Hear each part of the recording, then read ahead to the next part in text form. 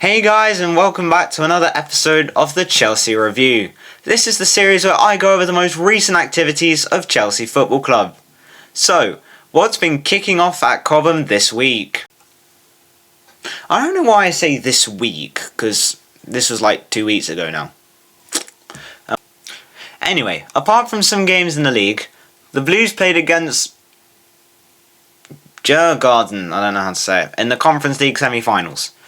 We dominated the first leg in Sweden, with Sancho and Madueke scoring, as well as Jackson with a brace. This was made better because Djurgården Stadium is AstroTurf, a turf Chelsea aren't really used to playing. But a 4-1 aggregate scoreline was very good going into the second leg at Stamford Bridge. This was a big game for Reggie Walsh, who made his full debut in this game at only 16 years old. Wow, I feel old. Anyway, this game was an easy victory as Kiernan Dewsbury-Hall scored in the first half and literally nothing else happened. Therefore, the game ended 5-1 on aggregate to Chelsea, seeing an easy route to the finals, where they will now play Antony's Real Betis, who beat Fiorentina 4-3 on aggregate to get to the final.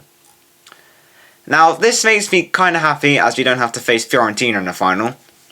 After all, they've been in the final the last 2 years, and De Gea is actually a good keeper, and knowing our luck, we'd be the ones to actually give them a win. But Real Betis are actually worse, because Antony has quite literally been on crack since he joined, as he scored 8 goals in the 22 games he's played for Real Betis. Additionally, they're managed by Manuel Pellegrini, who knows how to win trophies. And he also taught Maresca when he started coaching. And we all know how well Maresca has done when facing managers who mentored him.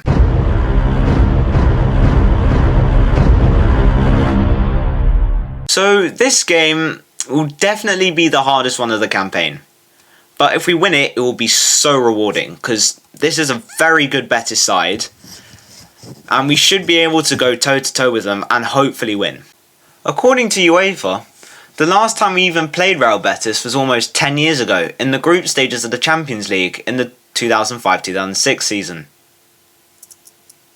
That was 20 years ago, actually. Whatever. Anyway, in that game, Betis won 1-0 with a guy called Danny scoring the only goal. Don't know who that is. Anyway, that game was away in Spain, so Poland will definitely be a new atmosphere for both teams. Additionally, our team back then was crazy, and this was also right off the back of winning the league and only conceding 15 goals in a season, a record that has not been broken to this day. But I'm excited for the final. Hopefully we win. And this will probably be the reception Reggie Walsh receives when he walks in for his GCSE maths exam with his medal. Though, who am I kidding? If he wins the Conference League, he won't need to do his GCSEs, he'll be playing first team football regularly. I mean, Yamal didn't, and he was basically the same age. But anyway, enough about that. On to the Premier League, where there has been a lot of action regarding Chelsea. Chelsea hosted the newly crowned Premier League champions Liverpool at Stamford Bridge. And as is customary, the players did welcome the Liverpool players onto the pitch with a guard of honour. But a very interesting coincidence is that Liverpool had to do it to Chelsea at Stamford Bridge as well 10 years ago in the 14-15 season when Chelsea won the league. But what makes it even more amusing is Liverpool's women's team had to do the same thing to Chelsea's on Sunday, as Chelsea women had won the Women's Super League for a 6th straight year. However, this time Chelsea women were undefeated in the Women's Super League, so huge congratulations to them. But anyway, on to the men's Liverpool fixture now.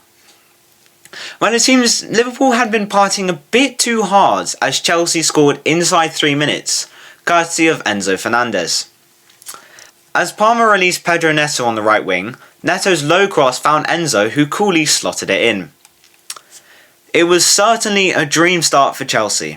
Not so much for Liverpool, though it was not like they cared, they had just won the league. Anyway, the score stayed 1-0 to half-time, where in the 58th minute, a Cole Palmer cross found Virgil van Dijk, who completely messes up the cross that hits Jarell Quansah and rolls over the goal line. Chelsea 2, Liverpool 0.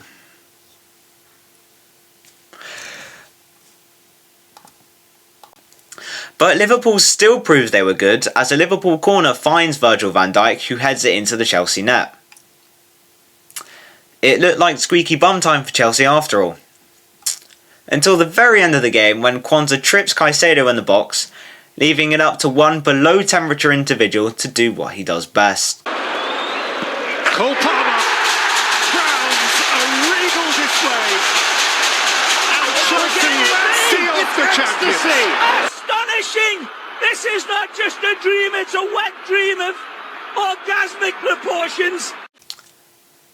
Cole Palmer finally ends his 18-game goal drought, with the penalty being the first goal he has scored since mid-January.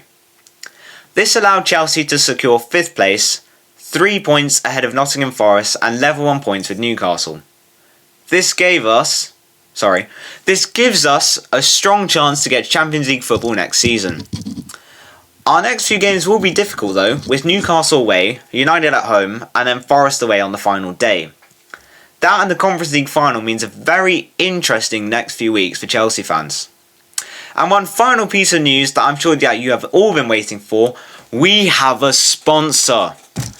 That's right, for the final months of the season we will have Damac on the front of our shirts. What is it, you ask? I honestly couldn't tell you. From some brief research, I think it's a development company in Dubai. But it doesn't really matter, we're only wearing it for a month, and we should get a bigger sponsor if we qualify for the Champions League next season. So yeah, I think that will wrap up this episode of the Chelsea Review. Thank you, all 2 of you, so very much for watching. Please be sure to like and subscribe if you haven't already. Thank you, and goodbye.